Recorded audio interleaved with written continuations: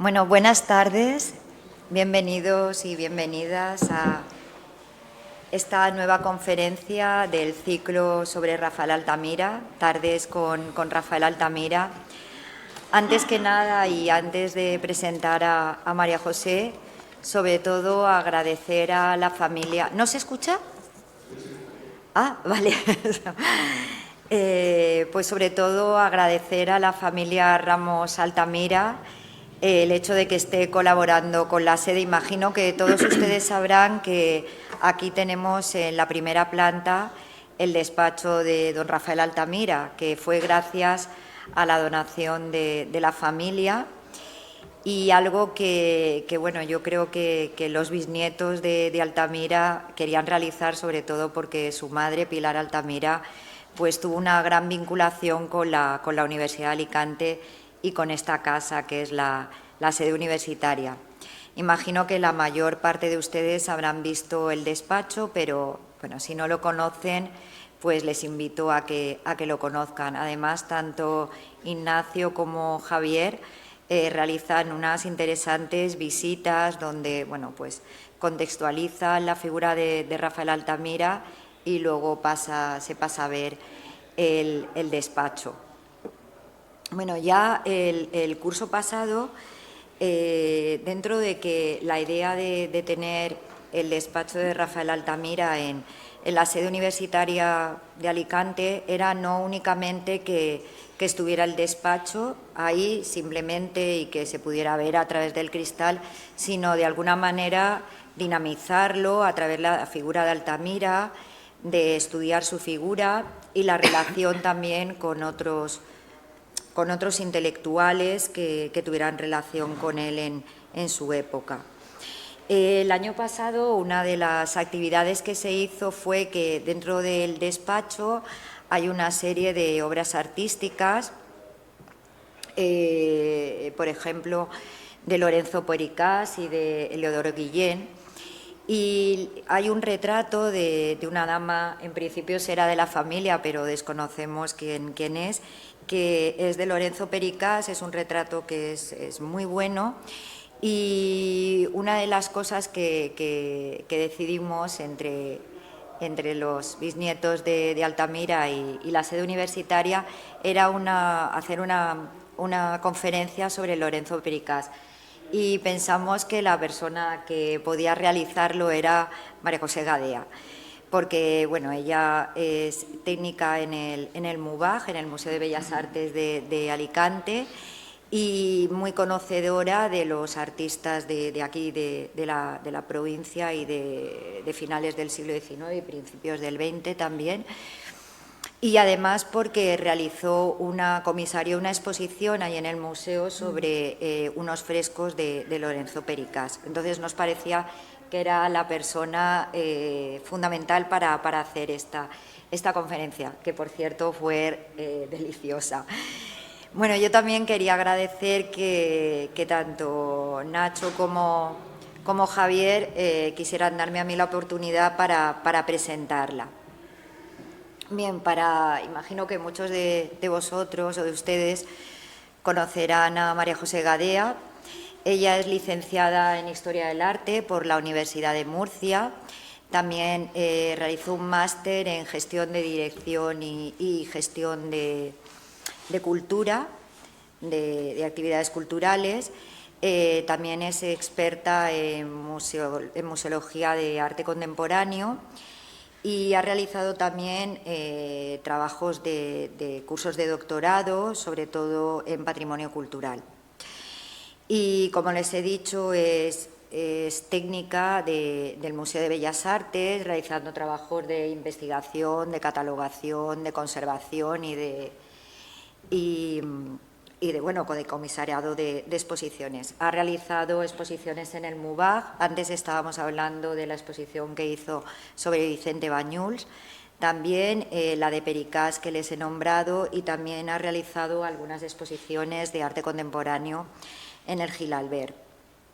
El conocimiento de este periodo de la historia, en donde también está la figura de Rafael Altamira, ella conoce muy bien, pues que ha hecho diversos artículos, entre ellos, por ejemplo, sobre los pensionados de la Diputación del siglo XIX, también sobre Joaquín Agrasot y la pintura alicantina. Este ciclo, que la primera conferencia la tuvimos el 27 de febrero, comenzamos también relacionando a Rafael Altamira con las bellas artes, ¿no? En este caso, bueno, con el arte, con la música, en donde la conferencia fue impartida por Ignacio Ramos y se contó también con el privilegio de contar con el pianista y también profesor Jesús Gómez, del Conservatorio Superior Óscar Esplá. Por mi parte, nada más, bueno, sobre todo dar la enhorabuena por esta iniciativa, tanto a Javier como a Ignacio Altamira, por tener estas tardes para conocer la figura de Rafael Altamira y bueno, y por estar junto a mi amiga y colega María José Gadea, que igual que el curso académico pasado realizó una magnífica conferencia, además muy documentada. Estoy convencida de que vamos a disfrutar mucho con su sabiduría y con sus conocimientos. Por mi parte, nada más. Me alegro de que estén todos aquí, que disfruten mucho y, bueno, creo que van a pasar un magnífico rato. Pues gracias, María. Yo también espero que lo pasen. También como me lo he pasado yo preparando esta conferencia. Te agradezco, María, otra vez que contarás conmigo y también a Ignacio y a Javier. Y nada, vamos a hablar de la amistad. Me ha tocado hablar de la amistad que tuvieron Rafael Altamira y Joaquín Sorolla. Y como historiadora del arte, pues lo que se comentaba aquí antes, ¿no? La tertulia previa, aprendes mucho conociendo qué amistades se vincularon o que tenían en común, ¿no? A lo mejor yo he estudiado a Sorolla desde la parte artística, pero poder ver cómo él se relacionaba con otras personas, pues me ha ampliado la visión de él y he entendido cómo pintaba ciertos temas en su pintura, porque estaba al final influenciado por sus amistades, por su círculo. Vamos a iniciar este viaje presentando un poco esas dos personalidades con las que pasearemos por la cultura española de la primera mitad del siglo XX. Su encuentro, el comienzo de la amistad y la continuidad de sus vidas, con puntos en común. Seguramente se afianzaron esos lazos con los lugares en los que coincidían, las cartas o las cosas que compartían, ¿no? Porque al final las amistades están basadas precisamente en eso, en afinidades, y al final también nos definen a cada uno. Bueno, para ello ha sido fundamental, además de la biografía de las obras de cada uno que he podido consultar, la correspondencia mantenida entre ambos, que abarca desde 1900 hasta 1917, que se guarda tanto en el Museo Sorolla como en el legado Altamira del Instituto de Enseñanza Secundaria Jorge Juan en Alicante.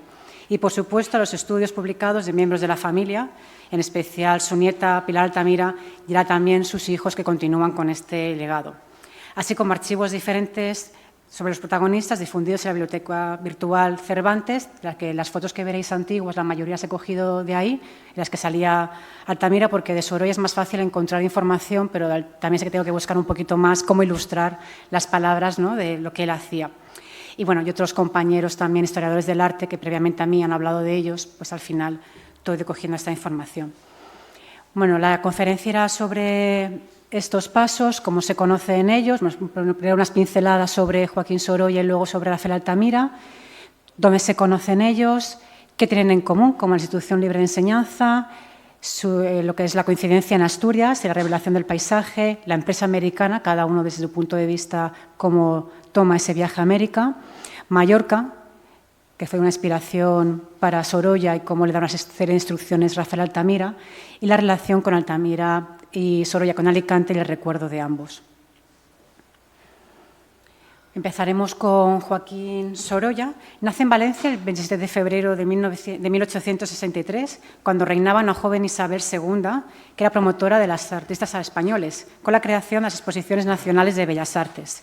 Tan solo un año antes del nacimiento de Sorolla, la Diputación de Valencia había iniciado las pensiones de pintura para ir a Roma a estudiar, las que se sumaría la Diputación de Alicante un año después, en 1863, justo el año del nacimiento de Joaquín Sorolla. Estos datos son importantes para entender un poco en qué contexto nace el pintor Sorolla. Sus padres eran unos jóvenes de origen turolense y catalán que se habían establecido en la ciudad del Túria por el comercio de las telas tan importante en Valencia. Con tan solo 2 años Joaquín y 1 año su hermana Concepción se quedan huérfanos a causa de la epidemia que azotó duramente Valencia durante el siglo XIX. Ambos pasaron al cuidado de su tía materna, Isabel Bastida, que era modista de profesión, y de su marido, José Piqueres, que era forjador. El matrimonio, que era sin hijos, y se hicieron cargo de ellos como verdaderos padres y procuraron también una educación a que acudieran ambos a la escuela. Es una foto de esos años estudiantiles de Joaquín Sorolla. Ya Joaquín en las aulas del colegio destacaba por borronar hojas con dibujos que imaginaba y copiaba de estampas. El director del colegio ya le dijo a su tío las habilidades que tenía el niño con el dibujo. Cuando Joaquín contaba con tan solo 13 años y cursaba secundaria, seguía destacando las asignaturas relacionadas con la geometría y las artes. Y a pesar de ayudar a su tío en la forja, este le apuntó a ir por las tardes a las clases de dibujo en la Escuela de Artesanos de Valencia. Sorolla reconoció años más tarde que esta escuela había sido como una madre para él y una formación fundamental para ser el pintor que era. Ahí vemos la Escuela de Artesanos de Valencia, una foto de algunos profesores que pudo tener Sorolla y uno de esos dibujos que ellos hacían para luego ingresar en la Academia de Bellas Artes de San Fernando. En San Carlos, en Valencia, en este caso. Ingresa a la Academia de Bellas Artes de Valencia en 1878, donde sigue una formación basada principalmente en la pintura del siglo de oro española, como fue especialmente Velázquez, entre esos pintores. Entre los profesores que tiene, cabe destacar el magisterio de Gonzalo Salvá, quien le introduce en la pintura al aire libre. Con lo aprendido, participa en la exposición de Bellas Artes, que hemos comentado antes, que instaura Isabel II en 1881 con 3 marinas. Una de ellas es esta, pero pasan desapercibidas en la exposición, porque en ese momento no interesaba los paisajes ni las marinas. Al principio de las exposiciones de Bellas Artes interesaba la pintura de historia y a finales, por estos años, interesaba la pintura social, con lo cual cuando Sorolla se presenta con paisaje no interesa al jurado de las exposiciones. Él aprovecha este viaje a Madrid para conocer el Museo del Prado y ver de primera mano las obras de Velázquez, el que tanto admiraba y habían enseñado sus maestros en la Escuela de Bellas Artes de San Carlos en Valencia. Así que aprovecha el viaje para admirar y se queda enamorado de las obras de Velázquez. Cuando estando en la Academia de Bellas Artes, a través de Cecilio Pla, le presenta a Juan Antonio García, que era el hijo de Antonio García, uno de los fotógrafos más importantes de la burguesía valenciana, que buscaban a un ayudante para trabajar allí. Y por medio de esta presentación de Cecilio Pla a Juan Antonio García, entra a trabajar en el que será el taller de su futuro suegro. Es muy importante porque allí Sorolla aprende el proceso de producción y elaboración de una fotografía, desde crear la composición, definir el encuadre, iluminar la estancia, tratar el negativo, cosas que hace también por su habilidad, lo que él sabe de Bellas Artes, pero que a la vez podemos pensar que la fotografía fue fundamental para captar luego, más tarde, en los óleos, las instantáneas que él conseguía de los paisajes, las perspectivas, cómo cortar, ¿no?, los personajes, en los retratos, ¿no? Yo creo que todo esto de la fotografía que él aprende en el taller o en el estudio de su suegro, pues le influencia. Ahí es donde conoce a Clotilde Sorolla en 1886 y con ella se casa en 1888. Y ahora vamos a ver, nos mantenemos en Valencia porque es el lugar donde se conoce con Altamira y vamos a ver cómo llega hasta aquí Rafael Altamira.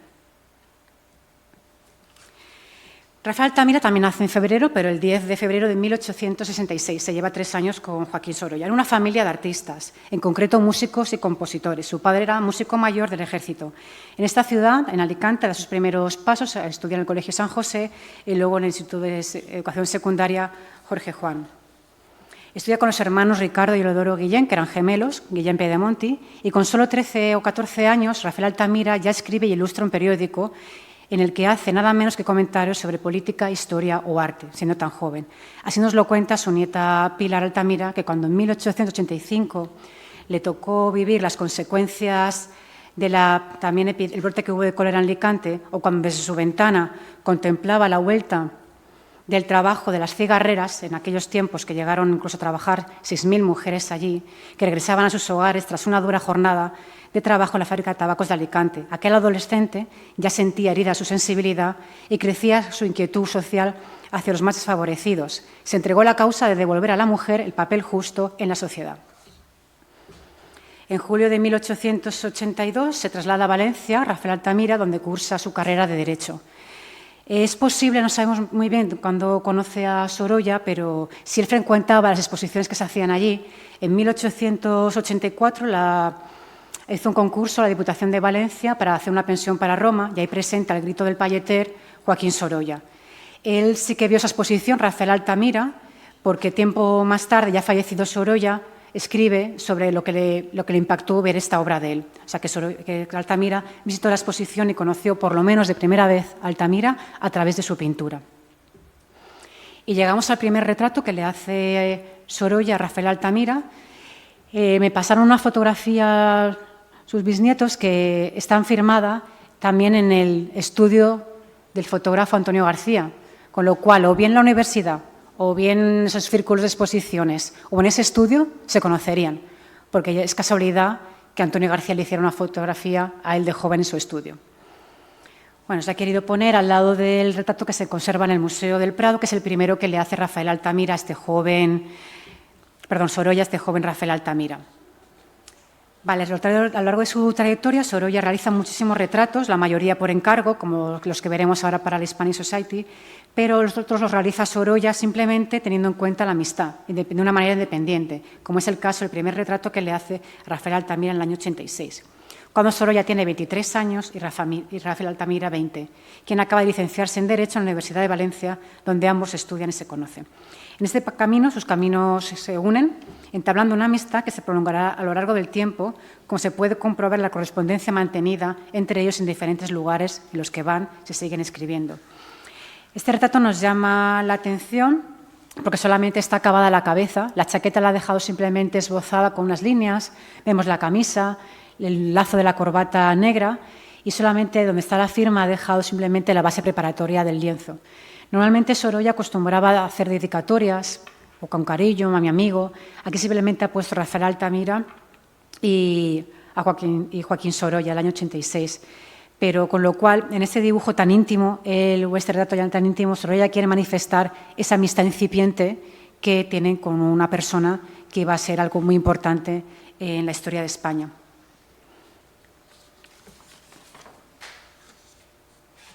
La fisonomía de la cara se ve muy bien porque lo que se ha terminado le pone un fondo oscuro de pinceladas verdes que se ve muy sinuosa, lo que es ya la forma de pintar de Sorolla con la pincel alargada y serpenteante para destacar, como he dicho, ese retrato. Aquí pasa también una fotografía que encontré de Rafael Altamira joven, porque más o menos debe ser de la misma época. Además, en la fotografía y en otros retratos de la época está, por ejemplo, Casanova también tiene un retrato de él cuando está en la época de Madrid, joven, que es el bigote, ¿no? Que se lo van peinando y perfilando, que es un gesto como muy coqueto de la época y que denota esa juventud que tenía.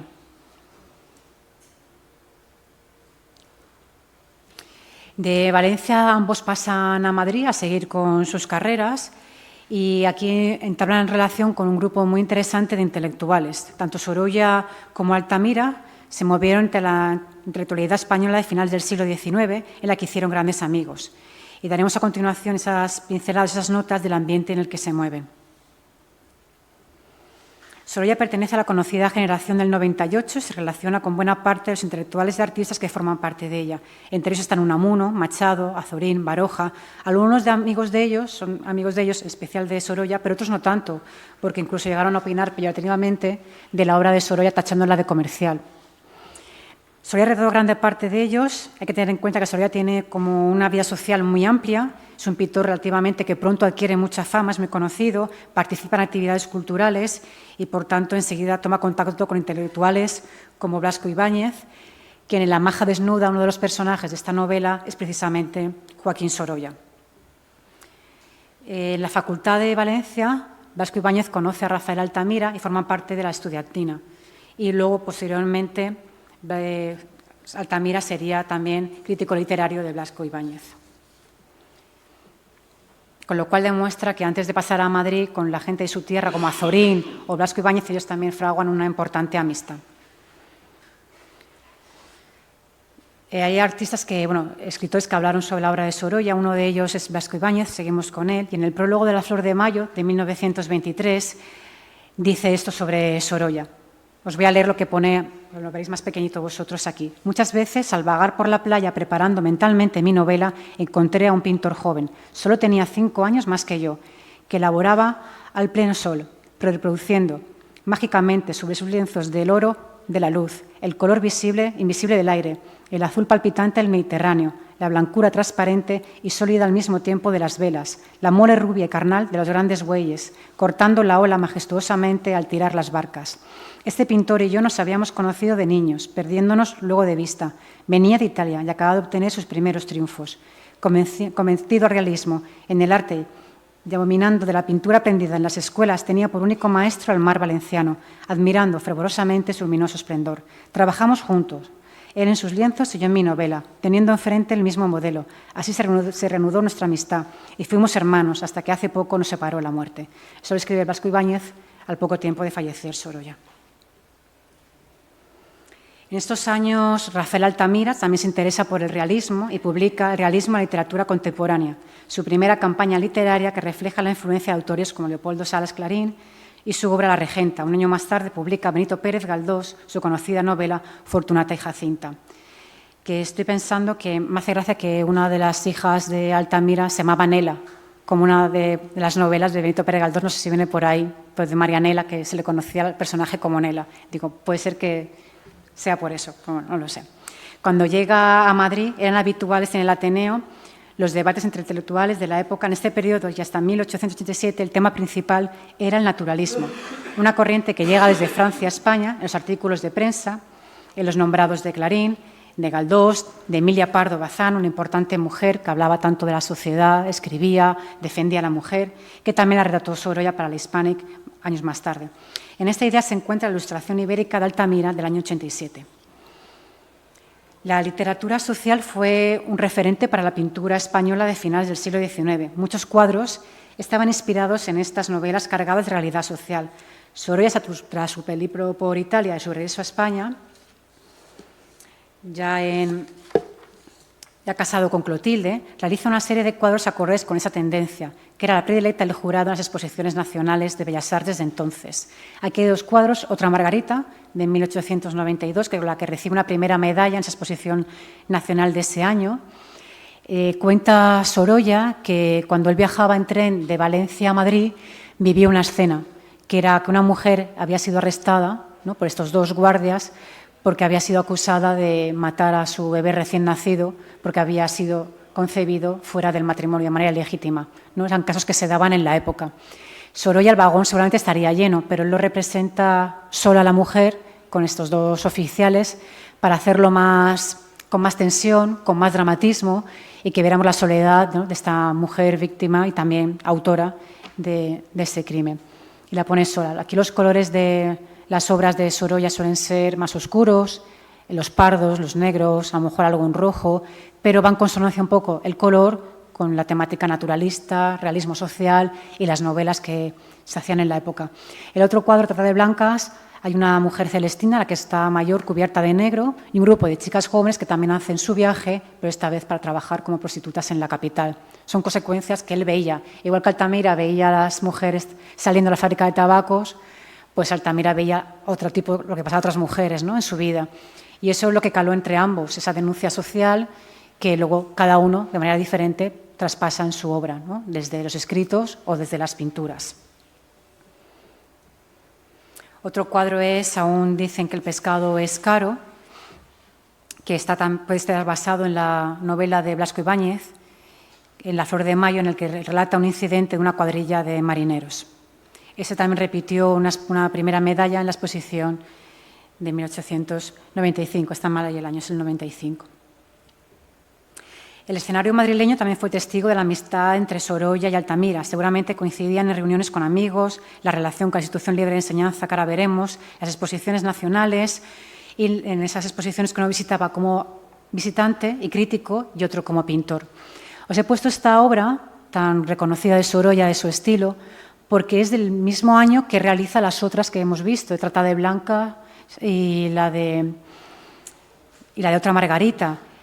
Cuando él presenta estos tipos de cuadros a las exposiciones nacionales, son rechazados, no gustan.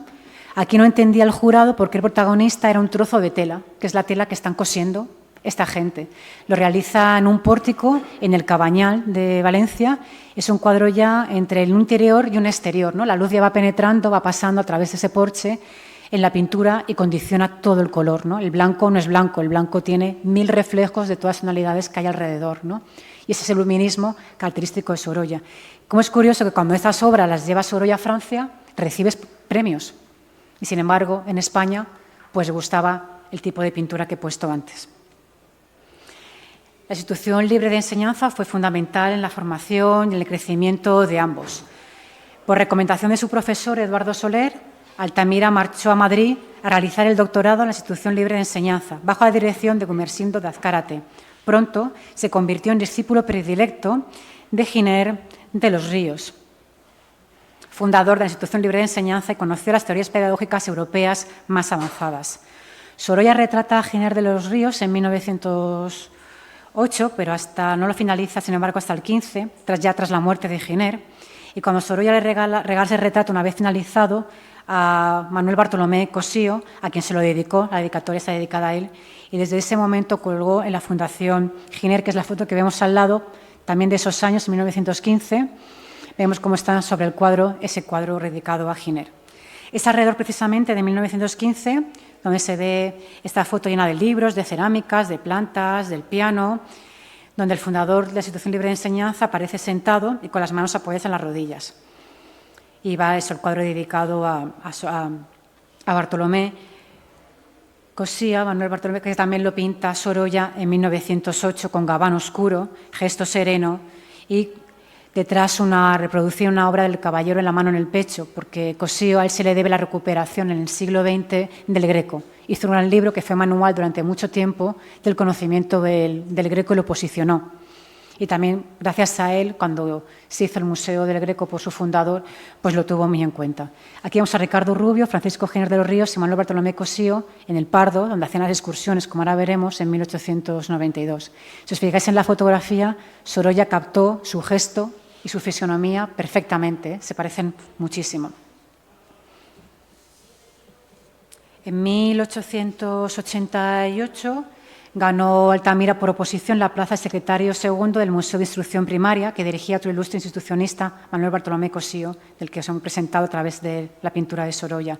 Y al año siguiente pasó 3 meses en París estudiando la enseñanza de la historia que se impartía en los principales centros académicos de la capital francesa. En contacto estrecho con los miembros de la Institución Libre de Enseñanza, le convenció la necesidad de mejorar y de reformar la enseñanza primaria como base para la generación del pueblo español, siguiendo el camino de la modernización de otros países europeos. En ese sentido, recibió además el impulso patriótico del pensador y jurista Joaquín Costa, dirigido a superar el atraso y la decadencia de España mediante la europeización del país. No sé si lo comentaría el anterior charla Javier, pero daba clases Altamira con música. Él también la ponía en sus clases, ¿no? Esa música para aprender. Era otra forma diferente de dar las clases, como ahora veremos. En 1897, Rafael Altamira gana la cátedra de Historia de Derecho en la Universidad de Oviedo y desde allí sigue publicando su pensamiento y estrechando la amistad con Sorolla. El 17 de junio de 1900, Altamira escribe precisamente desde Oviedo a Sorolla y le felicita por su éxito en el Grand Prix y le da el pésame por el fallecimiento de su tío José Piqueres, que no lo había podido hacer hasta ahora porque estaba estudiando, ¿no? Altamira allí en Oviedo. Sorolla en el Grand Prix de París presenta este cuadro, Triste herencia, una obra que al principio había pensado titular Los hijos del placer, que es lo que... Pero su amigo Blasco Ibáñez le dice que el título es muy duro y que al final decide ponerle el de Triste herencia. Por entonces estaba hablando que todos esos hijos un poco del pecado, los hijos fuera del matrimonio, fruto del placer, salían con malformaciones y es lo que trata el asunto, ¿no?, que es de este cuadro, aunque lo conocemos como estos niños bañándose en la playa. En el momento que Sorolla pinta de fondo, aunque utiliza el mar como fondo o como telón, emplea el tema social, gustan las exposiciones y en España esta obra también se lleva un premio. Tiene que utilizar al final el mar como un recurso, un pretexto para pintar el tema de historia y social. Aquí juega un papel importante otra amistad que tienen ambos, que comparten, Altamira y Sorolla, que es el doctor Luis Simarro, también influyente en modernización. Simarro también le aconseja que cambie el título de esta obra y él también hablaba en todos sus estudios sobre las consecuencias de los malos hábitos que pinta Sorolla en Triste herencia. Fue precursor Luis Simarro de la neurología, de la psicología experimental en España, amigo de Altamira y de Sorolla, del que llegó a tener una colección de cuadros. Simarro debió de apreciar el arte desde niño, ya que su padre era pintor, Ramón Simarro. Sorolla lo representa en muchas ocasiones a Simarro. El primero recuerda la composición del primer retrato que hemos visto dedicado a Altamira, del 86, y en otra, como algo muy cercano también, se parece muchísimo el fondo neutro oscuro, la cara más terminada y parte de la chaqueta simplemente esbozado, nos recuerda a ese de Altamira. Con lo cual es a lo mejor una técnica o un estilo de Altamira, de Sorolla, cuando él pinta libremente a sus amigos, lo hace con una forma más suelta. Altamira y Simarro introducen a Sorolla en la Institución Libre de Enseñanza, donde entabla relación con otro pintor, Aureliano de Beruete, y también con contacto de esa institución amplían el círculo de Sorolla. Sorolla participa activamente en esta Institución Libre de Enseñanza. Ramón y Cajal, tras recibir el Premio Nobel en 1906, funda al año siguiente, en 1907, la Junta de Ampliación de Estudios e Investigación Científica de la Institución Libre de Enseñanza. La preside y nombra a Sorolla como vocal de la Junta. Sorolla se dedica a hacer los informes de los becarios para pensiones de artes plásticas. Seguramente que conocía muy bien cómo funcionaba esto, ya que él había sido también pensionado. El compromiso con el proyecto de modernización de la Institución Libre de Enseñanza fue fundamental, ya que el 75% de la población española era analfabeta y el 85% lo ocupaban las mujeres. En los años 30 se redujo y es cuando surge la Edad de Plata en la cultura española. La Institución Libre de Enseñanza defendía el estudio, pero también la acción, que precisamente está presente en esa acción institucionalista en la obra de Sorolla. El espíritu de esa institución subyace en la producción de Sorolla en varios aspectos. Por ejemplo, comparte los ideales que defienden muchos de sus amigos, entre ellos Altamira. Se valorizan los pintores antiguos, en especial el Greco, defendido por Cossío, o Velázquez por Beruete. Aquí vemos la familia de Joaquín Sorolla, como si estuviera repitiendo de manera más moderna a las meninas de Velázquez, en el que Sorolla se ve en el espejo y pinta a sus hijos. Lo he puesto al lado de esta fotografía porque parece casi tomada de ella. Está la de Antonio García, su suegro, y casi están igual lo que es Elena, la que está sentada en el sillón, y Joaquín Sorolla, que está como dibujando a su hermana Elena, detrás María y el matrimonio, Clotilde y Joaquín. Sorolla vive justamente enfrente a la Institución Libre de Enseñanza, lo que antes era el Paseo del Obelisco, donde está esa institución, que ahora es General Martínez Campos, y ahí vivía. Entonces, sus hijos fueron a estudiar allí. En muchas de las obras de Sorolla traía apuntes de sus hijos estudiando. Era el ambiente que se respiraba tanto en la escuela como en casa. Aquí vemos a Elena y a Joaquín estudiando. Esto está en el Museo Sorolla. Y a Elenita en su pupitre de una colección particular. O sea que él fomentaba también el estudio en sus hijos y especialmente también en las mujeres. María Sorolla pintando, una fotografía hecha por su abuelo, Antonio García, en 1907. Llegó a ser pintora. Y esta obra aquí al lado es suya, el Jardín del Alcázar de Sevilla, de una colección también particular. Elena Sorolla, sin embargo, se dedicó a lo que fue la escultura. En esta fotografía la hace su hermano. Joaquín Sorolla estudió ingeniería en Londres y también fue un gran aficionado a la fotografía, seguramente aprendido de su abuelo, Antonio García. Aquí vemos a Elena esculpiendo y al lado una de sus obras. Bueno, me ha gustado poner esta fotografía de Rafael Altamira con su familia en Madrid, también como igual que estaba Sorolla con su familia en Madrid, pues el ambiente familiar de Altamira debía ser parecido, compartiendo lecturas, música, labores en la casa, compartiendo momentos, y casi las estancias o las actitudes familiares se parecen entre estos dos amigos, pues he considerado pues interesante ponerlos, o como aquí el retrato del hijo de Rafael Altamira con sus padres al fondo, como si fuera también un cuadro. Esa es una foto de Altamira, con Giner de los Ríos subiendo la Sierra de Guadarrama. Fue importante en este asunto pedagógico de la Institución Libre de Enseñanza la visita de los museos, hacer excursiones, visitaban la Institución Libre de Enseñanza, las clases, visitaban museos y también practicaban el excursionismo. Ellos pretendían o compartían que sacar las aulas al aire libre era muy positivo. Se aprendía tanto en el aula con los libros, pero también de la experiencia en el campo y en el contacto con la naturaleza, y de la excursión y del viaje y del compartir, ¿no? Que me parece una actitud muy novedosa en eso que ellos inculcaron. Siguiendo con este tema del paisaje, que fue tan importante, Beruete lo sigue, todos los preceptos que promulgaba en la Institución Libre de Enseñanza, y también Sorolla, una vista de Guadarrama que tanto compartían esos amigos juntos, en excursiones, en visitas, y también Sorolla. Siguiendo con el paisaje, nos trasladamos a Asturias como otro de los escenarios en los que coinciden ambos amigos. Altamira, animado por su buen amigo Miguel de Unamuno, se presentó en 1897 a las oposiciones para la Cátedra de Historia General de Derecho en Oviedo y la ganó brillantemente. Afincado allí, Altamira se casa el 19 de junio de 1899 con una joven leonesa, Pilar Redondo Tejerina, cuyo padre, Inocencio Redondo, fue catedrático de dibujo en León, Madrid y Oviedo sucesivamente, y académico correspondiente de la Real Academia de San Fernando. En las épocas de descanso y veraneo, los dos amigos también se vieron en Asturias, donde Altamira vivió entre 1897 y 1908. He puesto esta foto también familiar hecha por Antonio García, un poco por la comparativa, ¿no? Cómo era el ambiente. He leído de Pilar Altamira que Rafael Altamira no se casó solamente con Pilar, sino también con las dos hermanas de su mujer, como que era un matrimonio, él con 3 mujeres de toda la familia, como vivieron juntas. Estuvieron siempre juntos hasta que el exilio al final los separó, cuando el matrimonio se va a México. Es una foto de la familia de Antonio García en Madrid, también compartida con los suegros, las cuñadas. O sea, que me hace gracia cómo al final los dos amigos comparten cosas. Volviendo a Asturias, Altamira tenía casa en San Esteban de Pravia y allí coincide con Sorolla durante la estancia del pintor valenciano en La Arena, en el verano de 1902.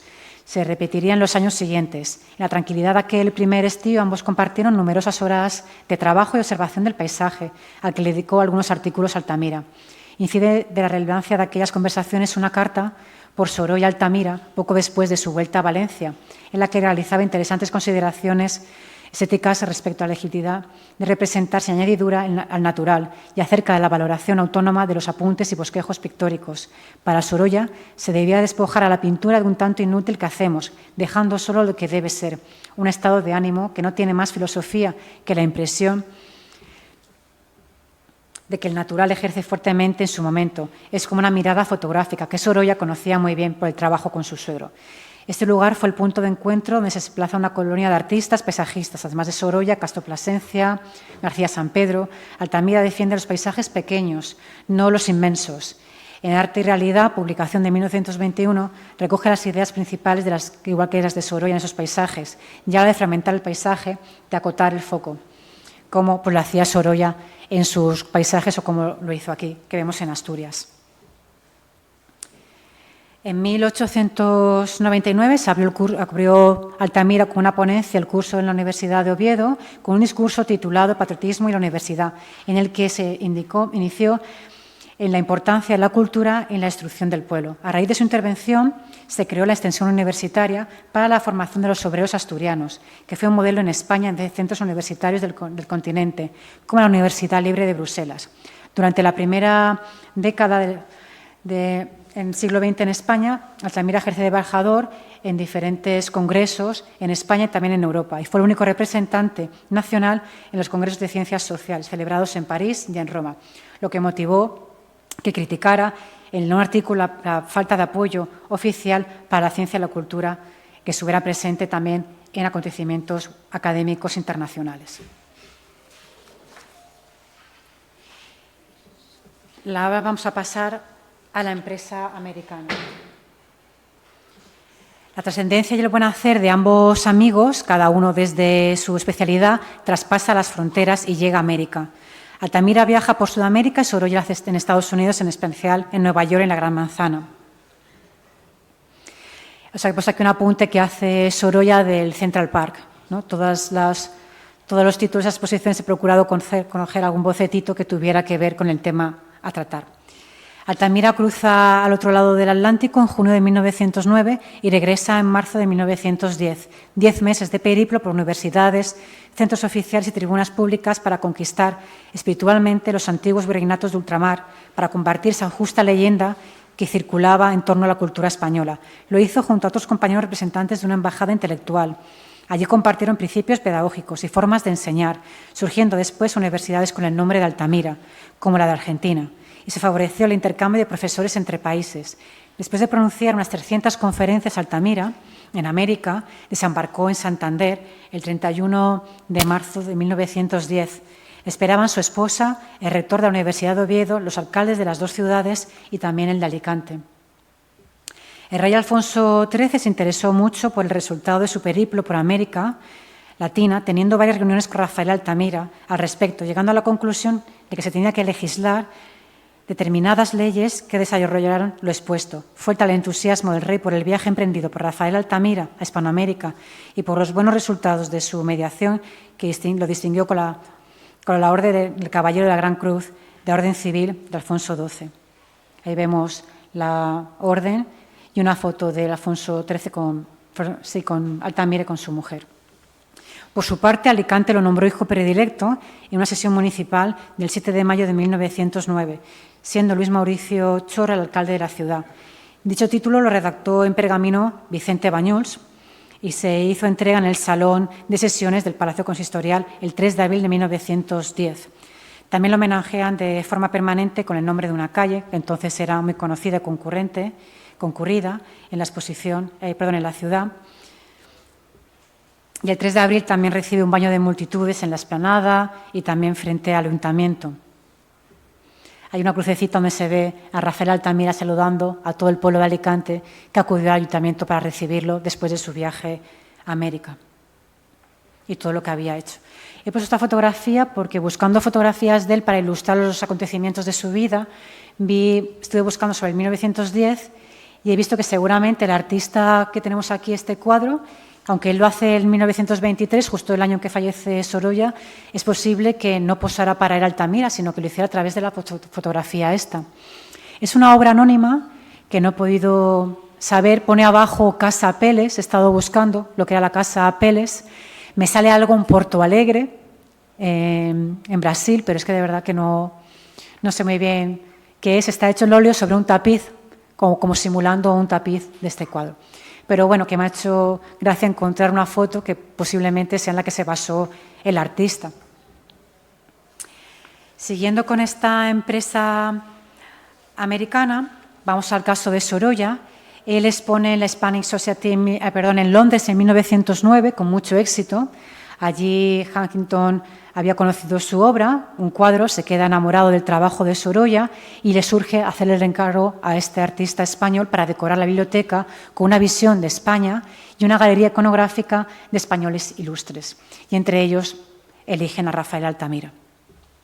Aquí he cogido una obra que no es de Sorolla, es de José María López Mezquita. Me parece muy interesante cómo lo presenta, esa figura tan alargada, este gesto que tiene tan altivo de ese multimillonario y ese hispanita.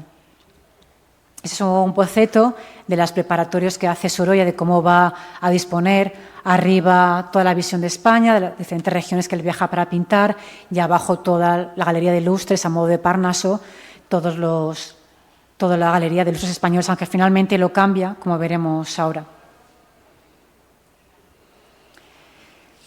Sorolla realiza el segundo retrato de Rafael Altamira, el primero es en 1886 y el segundo es este, ya en 1912. La propuesta de que fuera Rafael Altamira uno de los retratados puede surgir de una cena que se hace en el domicilio de Sorolla, en la casa en Madrid, con motivo precisamente de la visita del arqueólogo estadounidense Archer Huntington, fundador de la Hispanic Society. En este retrato, Sorolla pinta a Altamira ya en su madurez y se haya expuesto en esa galería de ilustres españoles, institución neoyorquina. Se conservan cartas entre ambos para poder quedar para hacer este encargo. Hay una del 15 de abril de 1912, una carta de Rafael Altamira Sorolla que le acusa al recibo que dice que él ha recibido el recado de su cuñado, el que quería verle para fijar los horarios para poder retratarlo. Le informa de sus horarios, que no variarán en el caso del que el ministro lo requiera, ¿no? Disponga de él. Le da la enhorabuena por su éxito en Londres y le pregunta si podrá visitar libremente la exposición de Beruete, que en ese momento, ya fallecido Beruete, Sorolla había hecho en su casa, precisamente, en 3 salas. Ahí vemos la exposición que él hace en la casa, lo que luego fue o es Casa Museo Sorolla. Utiliza 3 salas, una exposición dedicada a su amigo, también muy presente en la Institución Libre de Enseñanza y amigo de Altamira. Está Sorolla con su familia, sus 3 hijos, y la viuda de Beruete y el hijo de ambos. Con motivo de la exposición está celebrada, pues es cuando le dice Altamira si puede visitarla libremente después. Finalmente, Altamira es retratado por Sorolla y posa para él. Lo retrata con traje académico, muceta del doctor de Derecho y con la gran cruz de orden civil de Alfonso XII que hemos mencionado antes, muy orgulloso. Podía haber elegido cualquier distinción, pero elige ese seguramente porque fue a instancias también propuesta por Alicante. A mí la postura se me ha recordado a la de Inocencio XII que hace Velázquez, y volvemos otra vez a Velázquez, a ese pintor que marca tanto la trayectoria de Sorolla, de la pintura del siglo de oro. Me recuerda en la posición de las manos, en la silla como está sentado, en lo que es lo que luce la parte de esa túnica roja. La mirada no, es más dulce yo creo que la de Altamira, pero también el fondo neutro con esas pinceladas y un poco así inacabado. 2 retratos de 2 personalidades muy importantes y con mucho respeto yo creo que las pintan cada uno de los artistas. El 10 de julio de 1913 hablan también entre ellos en una carta que Altamira carta de Rafael Altamira Sorolla, agradeciendo su carta, y explica que sale de viaje, por lo que no le da tiempo a recoger de su casa la toga y la cruz, pidiendo que la guarde hasta el otoño cuando se vuelvan a ver. Hay también una relación con los intelectuales de París. El comienzo de la Primera Guerra Mundial despertó la preocupación pacifista de Altamira, y en su libro Guerra actual y la opinión pública española en 1915 plantea la necesidad de resolver los conflictos entre naciones mediante el derecho y los acuerdos para una convivencia pacífica. Esta convicción le valió una nominación en 2 ocasiones para la candidatura del Premio Nobel de la Paz Altamira. En 1916 es nombrado senador por la Universidad de Valencia en la lista del Partido Liberal dirigido por el conde de Romanones. En ese año viaja a París con la misión española de intelectuales solidarios con Francia, con el fin de exteriorizar la simpatía del pueblo español hacia los representantes de la cultura francesa que habían visitado España en los meses anteriores. En octubre de 1916 visitaron Francia un grupo de académicos españoles, entre los que se encontraban Ramón Menéndez Pidal, Miguel Blay Fábregas, Odón del Buen, Jacinto Octavio Picón, Gonzalo Bilbao, Manuel Azaña, Jacobo Fitzjames Stuart, el duque de Alba, Rafael Altamira y Nicolás Achúcarro, entre otros. Sorolla fue también invitado, pero declinó la invitación por encontrarse entonces ocupado organizando la exposición de artistas belgas. Es una fotografía de ese grupo de intelectuales españoles en la Catedral de Reims, protegida por los bombardeos de los alemanes. Esa es la carta en la que Altamira le invita a Sorolla a participar en esta reunión de intelectuales en París. Y esas son las fotografías del resultado de esa exposición que hace, aunque pone que es para los artistas belgas, en la prensa que hubo de la época también ponía de artistas vascos, pero también se habla de los belgas en esa exposición. Y vemos cómo se hizo en el Casón del Buen Retiro esa exposición que aglutinó también a los intelectuales españoles. O sea que cada uno, desde sus diferentes facetas, apoyaron estas partes de la no guerra. Hay una carta posterior en la que Rafael Altamira le dice a Sorolla qué horas son buenas para ir a visitarlo en su estudio y bueno, pues seguir esas charlas de amistad. Y viajamos ahora a Mallorca. Sorolla pinta muchas regiones españolas con un cierto regionalismo, como conocemos, que se defendía también la institución libre de enseñanza. No lo hace desde una manera histórica, como otros pintores, sino de una manera regional de recuperar lo auténtico español. El mar fue otra de sus musas, conocidas son las obras en la Malvarrosa, en Javea, en Biarritz, pero os quería traer también ejemplos de otras aguas que le unieron a los 2 artistas, a los 2 amigos. fue Mallorca, y se refleja también la correspondencia entre ambos. Entre la colección de dibujos del Museo Sorolla se conservan varios croquis para decoración, en los que se incluye un panel para el Hispanic dedicado a Sorolla. Lo veis en la que es circular, aunque luego esa disposición no fue así. En la parte de aquí, de la parte derecha, pone Mallorca. Fue uno de los primeros lugares que él tenía pensado poner Sorolla en la Hispanic, pero al final no lo hace. Por correspondencia de Sorolla sabemos que el pintor planeaba un viaje para ir a Mallorca a finales de 1917 o principios del 18. Y así lo leemos en una carta que Rafael Altamira, de fecha 11 de noviembre de 1917, en la que aconseja a Sorolla en qué época de año es mejor ir a Mallorca y qué lugares pintar. Le recomienda la zona de Roqueta de Mallorquina y le indica que en la segunda mitad de enero y la primera de febrero se da allí un espectáculo que, según él, quizá no tenga parangón. Y es la floración de millones de almendros, desde el rosa al blanco, sobre un terreno y un fondo de cordillera que acumulan todas las notas de colorido. En el resto del año, los momentos más característicos y en los que se puede fijar son, en primer lugar, la bahía de Palma, con el castillo su pinar, y la ciudad al fondo, que por las tardes presentan cuadros que solo superan la bahía de Nápoles. En segundo lugar, le sugiere la colección de paisajes de la zona de Pollensa, al lado opuesto de la isla, y donde quizá le resulte menos difícil hallar payeses y payesas vestidos a la antigua usanza. Sorolla, en ese periplo por España, también buscaba a gente que se vestía de manera auténtica para representarlo en su visión de España. Sin embargo, dicho viaje no se llegó a realizar en esta ocasión porque había recibido la visita de Huntington en su casa estudio en Madrid. Y efectivamente, el 1 de enero le visita y pasaría los primeros meses del año el pintor en Madrid con él. Seguramente muy importante, ya que tenían que hablar de acuerdos económicos, de fijar este encargo. Sorolla viaja finalmente en verano de 1919 a Mallorca, una vez terminada toda la empresa titánica que fue el encargo de Huntington, que incluso mella su salud. Hay que darse cuenta de cómo Sorolla viajaba entonces, en esa época en España. Lo hacía a pie, a caballo, en lo que son carruajes, cómo se podía desplazar de un sitio a otro con nieve, con sol, y cómo pintaba al aire libre, ¿no? Eso melló mucho su salud y al final cayó enfermo. Sorolla al final decide el destino de Mallorca para ir con su familia después de pasar por Valencia y decide descansar en Pollensa. En concreto, dedica sus paisajes a la Cala de San Vicente. Y ahí retoma su obsesión por la luz, experimentando con ella en diferentes versiones de este paisaje en la Sierra de Cava, el Bernat al fondo. Lo vemos aquí como pinta. Él pinta ahora para sí mismo. Después de un encargo tan grande como fuera Hispanic, ahora pinta con libertad.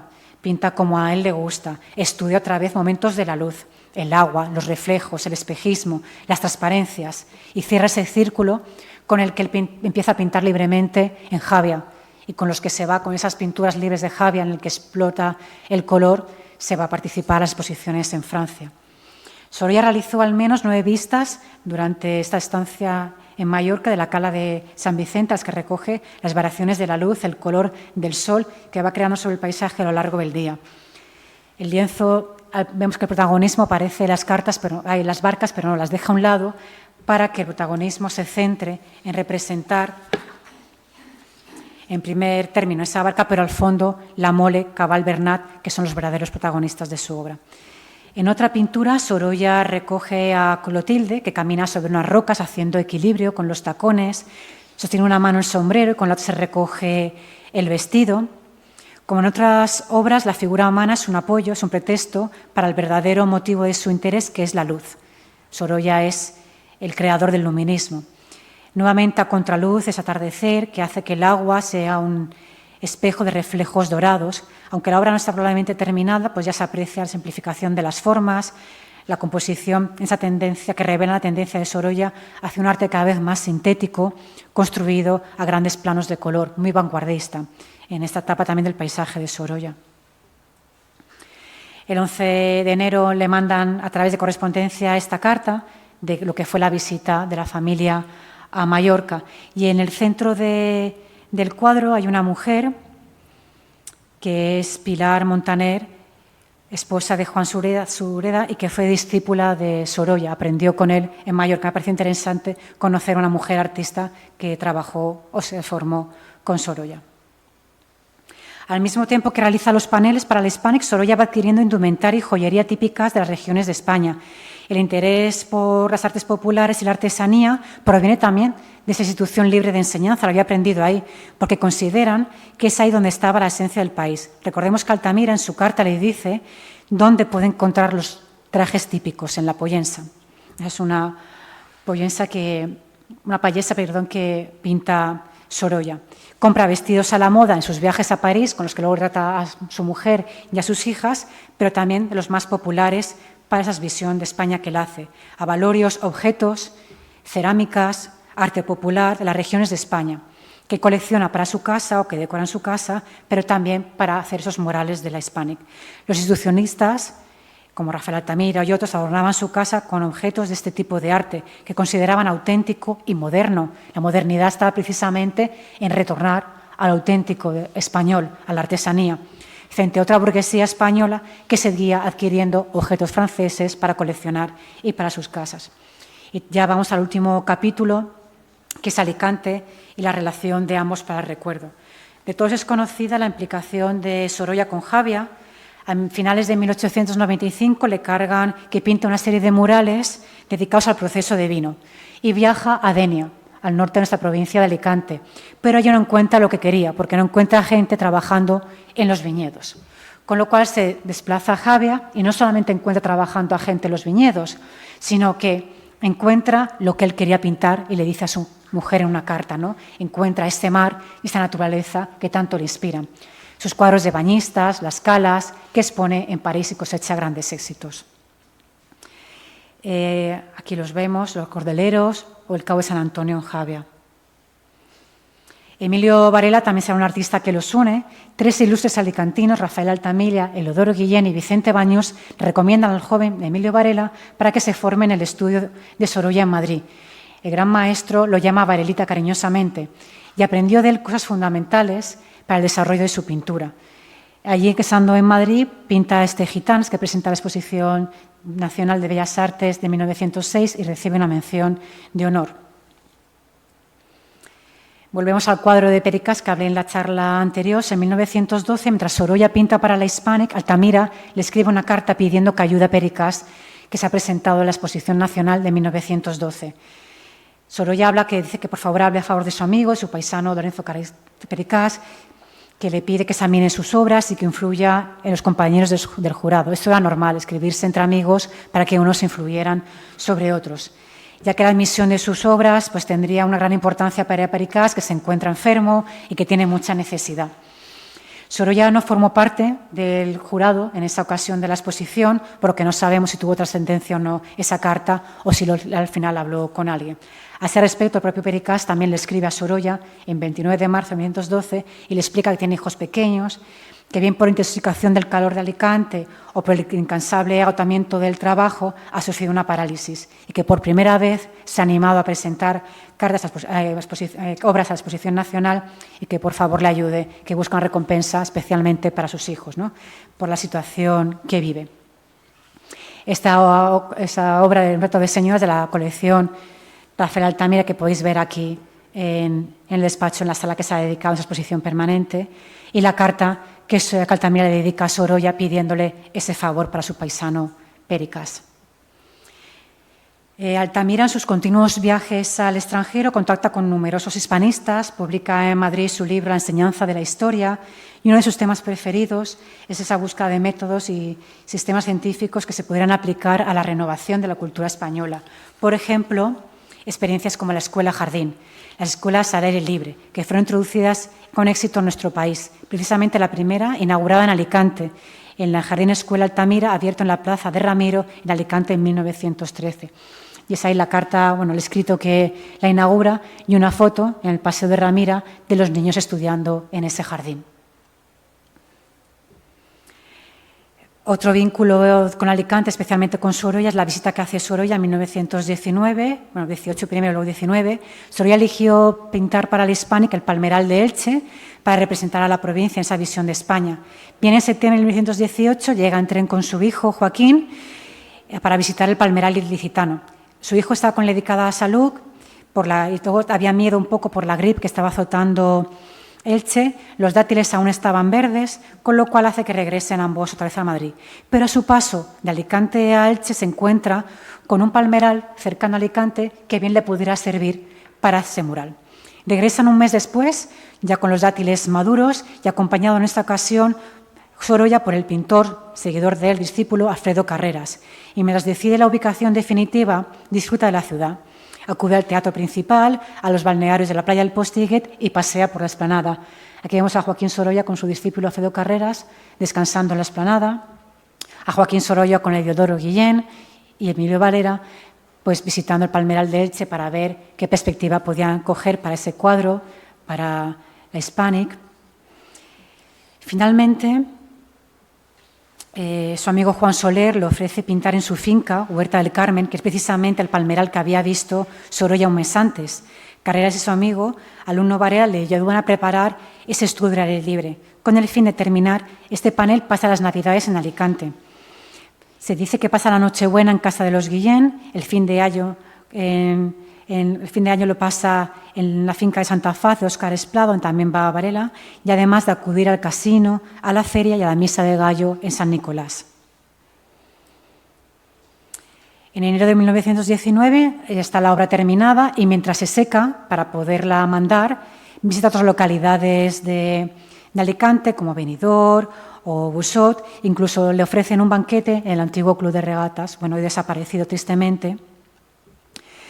Ahí están todas las personalidades, hay una postada donde están alrededor todos firmados, los que están en esa comida homenaje. Bueno, es una vista, también una fotografía de Sorolla cuando viene el otoño anterior, 1918. Y finalmente cuando el cuadro está seco, pues ya lo devuelve, lo manda, lo factura para que se muestre en la Hispanic. Con el fallecimiento de Sorolla termina la amistad, la relación de la amistad entre ambos, pero seguramente no el respeto y el recuerdo que Rafael Altamira tuvo por su amigo desde la juventud, quien participa años posteriores en el Tribunal de la Haya tan importante y termina finalmente exiliado en México con su mujer. Y para terminar, hablaré de la relación con Vicente Bañuls. Bañuls y Altamira habían estudiado en el Colegio de San José. En 1903, Altamira, como catedrático de Oviedo, se hallaba en el mes de abril en Roma para formar parte de un congreso internacional de ciencias históricas. Allí descubrió a su amigo Bañuls, pensionado por la Diputación de Alicante, dirigiendo un taller de marmolistas en Villa Marguta. De él escribe Altamira: los pedacitos de mármol saltaban como chispas de nieve y cubrían el piso, las sillas, las blusas grises. Las formas iban desdibujándose, truncadas, inverosímiles, dejando apenas adivinar lo que serían luego. O sea, que daos cuenta de cómo esas críticas artísticas que hacía Altamira tenía tanta sensibilidad por el arte, y en especial por sus amigos, Sorolla o Bañuls. Bañuls fue otro de los amigos que conservó toda su vida Altamira, ilustrando algunas de las publicaciones que hace o de escritos que hace Altamira como Fantasías y Recuerdos, editado en Alicante en 1910, con el que Altamira se despide de la literatura amena para centrarse en otros estudios relacionados con su carrera. Esta publicación, que habla de la noche de San Juan, con la que concluye su relato, con la que nosotros concluiremos esta charla, he puesto una fotografía para terminar de ya Altamira en México.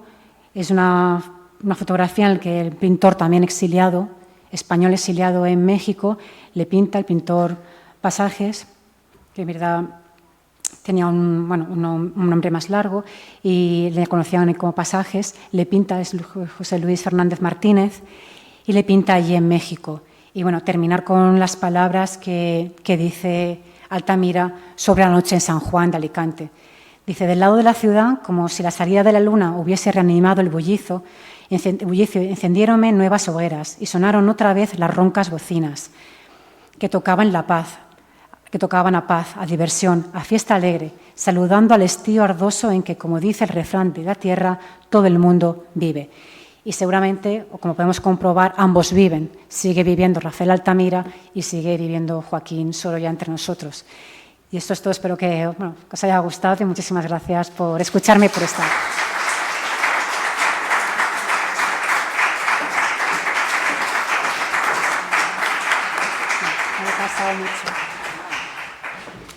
Bueno, María José, muchísimas gracias por esta magnífica conferencia sobre sobre la relación entre Sorolla y Rafael Altamira. Además, es interesante cómo en una época determinada, ¿no?, hubieron esas figuras tan relevantes y que tuvieron lugar también aquí en Alicante, ¿no?, y que hicieron tanto por la sociedad y también a nivel artístico y por la cultura, ¿no?, que yo creo que es interesante que todos conozcamos esta base nuestra cultura, y para entender mejor lo que somos, ¿no? Y creo que tenemos que sentirnos orgullosos de formar parte de una sociedad que fue magnífica, ¿no?, y que tuvieron esas iniciativas tan interesantes. Hemos visto también varios retratos también de Rafael Altamira, el de Joaquín Sorolla, el que hizo de joven y el que hizo ya mayor. Y yo creo que no sé si alguien está interesado, nos ha explicado todo muy detalladamente, igual que tuvimos la de Pericaz, que fue muy detallada, y no sé si alguien quiere realizar alguna pregunta o tiene alguna duda. No sé si alguien quiere intervenir. Sí, lo único que voy a daros... El cuadro de él, de la colección Altamira, se expone arriba, ¿no?, en una sala que hay dedicada recreando un poco el despacho y objetos de la familia. Bueno, de él, Altamira, en concreto. Sí, María lo explica mejor. En la primera planta tenemos el despacho de Rafael Altamira, y entonces hay, dentro de la donación que hizo la familia, uno de ellos es el retrato de esta señora que imaginemos, sabemos que será de la familia, pues es un retrato que tenía la familia, pero por ahora desconocemos la identidad. Que a mí me gustó mucho, María José, que nos dijo que el problema que ha habido siempre, por eso si tenéis algún retrato de algún familiar, que quede por escrito, que se sepa por detrás, porque muchas veces retrato de dama con abanico, retrato de dama con flores, sentada... Y son mujeres que han existido, claro. Sí, quedan más los retratos de hombres y que se suele poner, pero tarde ya, claro. Y entonces... Exactamente. Pero la verdad es que es un momento fascinante de la historia. A mí me parece que, no sé. Y luego la pena de cosas que han desaparecido, ¿no?, aquí en Alicante. Ajá.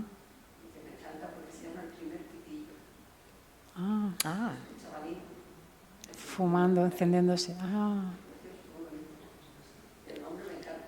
Sí. ¿Y cómo ha llegado a...? Luego lo tenía la familia suya, no sabe.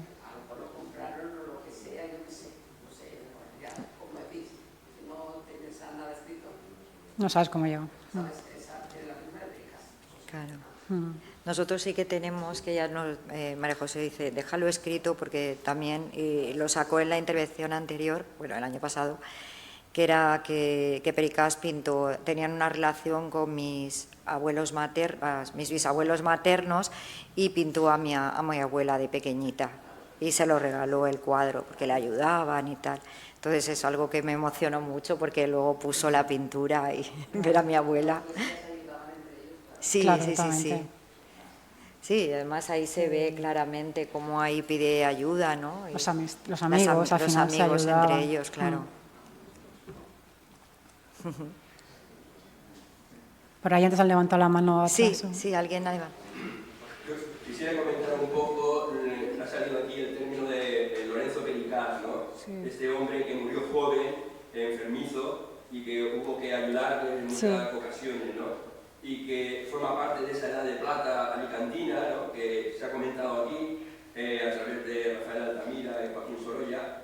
Y yo quisiera aquí reivindicar un poco a este personaje, a Lorenzo Pericaz, porque también tiene un fresco muy interesante en la Casa de las Brujas, que desgraciadamente ahora ya no se puede entrar, no sé por qué, ¿no? O sea, conocemos la obra de estos pintores, quizás en el Mubaj, también en el Casino de Alicante, pero ese fresco que había en la Casa de las Brujas, que a veces el policía te dejaba subir para observarlo, y que todos los alicantinos deberían de puerta y no hay manera de abrirla para conocer ese aspecto cultural que no debemos olvidar de los alicantinos, ¿no? De Pericaz, que a lo mejor se habla poco, hoy se ha hablado mucho de él, pero en ocasiones la mayoría de los alicantinos quizás no conocemos realmente la vida de Pericaz, que fue un hombre, yo pienso que fue un hombre triste, ¿no? Porque vivía quejado de sus enfermedades por la falta quizás de alimentación que sufrió en su infancia por su familia, ¿no? O sea, reivindicar que ha salido varias veces Lorenzo Pericaz y que esos frescos que podíamos la gente común de Alicante entrar a verlos, porque está ahí copado y no se puede entrar, no se sabe si pertenece a la consellería, si pertenece al ayuntamiento, no sé si la profesora María José Gadea sabe algo para poder penetrar en ese refugio. El año pasado, en la anterior conferencia sobre Lorenzo Pericaz, yo pude ir a visitar la Casa de las Brujas y efectivamente hice una fotografía al techo. Y sí que hablé un poco de él, lo que había recogido en prensa. En el museo tenemos obra de él y os lo adelanto aquí, que a lo mejor no debería, pero os lo voy a decir, que en junio hacemos una exposición con más artistas y va a haber obra también de Pericaz, al que reivindicaremos. Ya tuvimos también en el museo, hemos restaurado obra de él, la que se compró el casino. Y sí que es verdad, ahora sí que está cerrado porque es de la Generalitat, el edificio. Y justo el despacho lo ocupa ahora la presidencia. Y supongo que por eso no se podrá visitar como antes.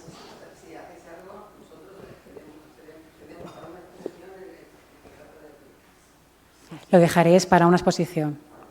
Pues nada, hablamos. Sí.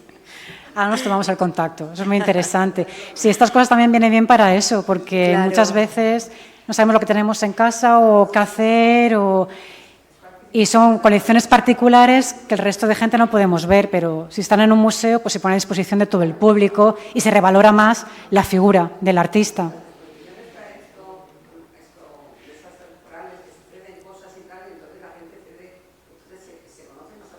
Claro. Sí, una acción cultural o expositiva lleva a otra, está claro, y al final se enriquece. Oye, genial, qué buena noticia. Vale. Sí, bien. Sí. Bueno, no sé, ¿alguien quiere hacer alguna pregunta más o la familia? Quería felicitar a María José por la interesantísima charla que ha dado sobre la relación entre dos grandes personalidades de nuestra historia, como Rafael Altamira y Sorolla. Y bueno, sobre los retratos de Sorolla hizo a Rafael Altamira, que uno se encuentra en Spanish Society y otro en el Museo del Prado, solo quería decir que lamentablemente que yo sepa no están expuestos. Se sacan de vez en cuando para exposiciones, pero se guardan en los depósitos. Entonces, yo para sacar un poco algunos de estos cuadros, con la ayuda de María Pablo, pues intentamos que trajesen el primer retrato que le hizo Sorolla, de Altamira joven, aquí para poder ponerlo aquí en el despacho del museo. Lo que pasa es que las exigencias del Prado son muy grandes y no se ha conseguido al final, pero bueno, quién sabe si más adelante podemos, sí, porque es magnífico además. Perdón. Bueno, para resumir, sí, estaba hablando de los dos retratos que hizo Sorolla a Rafael Altamira, que según creo no están ninguno de los dos expuestos. Creo que el de la Hispanic también está en almacenes, porque cuando estuvo nuestra madre ahí, creo que no estaba, se lo tuvieron que sacar para enseñárselo. Y el que está en el Prado, que fue una donación de nuestra familia, pues también está en el almacén y bueno, de vez en cuando el año pasado, ¿no? Se expuso el con el centenario de Sorolla, lo pusieron. Y tuvo mucho éxito y la verdad que gustó y por eso quisimos aprovechar para ver si lo podíamos traer aquí y exponerlo en el despacho Altamira, pero las exigencias del Prado son muchas de seguro, seguridad, instalaciones y al final no se pudo hacer, pero como decía, a ver si más adelante a través del MUBAG se puede hacer algo y traerlo aquí. Sí, como hemos comentado antes, otro retrato que le hizo Maurice Fronk, que es a Rafael Altamira, también los pondremos en esa exposición grande que vamos a hacer en junio, con mucha obra legada. Y bueno, pues nada, yo soy Javier Ramos Altamira y quería decirles que, bueno, con esto damos por terminada la charla de hoy. La próxima de este ciclo de tardes con Rafael Altamira será el próximo 27 de... 29, ¿no? ¿O es 27? Yo tengo 29 o me he equivocado. Es miércoles 27. Bueno, de todas formas está en la página web de la sede universitaria. A lo mejor es que lo cambiamos. Si tengo yo aquí 29 de mayo. O el 29... Sí, bueno, pues el 29 sí, es la lección de María. De mayo, sí. Pero bueno, pueden consultar ahí. Va a ser sobre curiosidades y anécdotas de Rafael Altamira y lo voy a dar yo aquí. Muchas gracias. Gracias.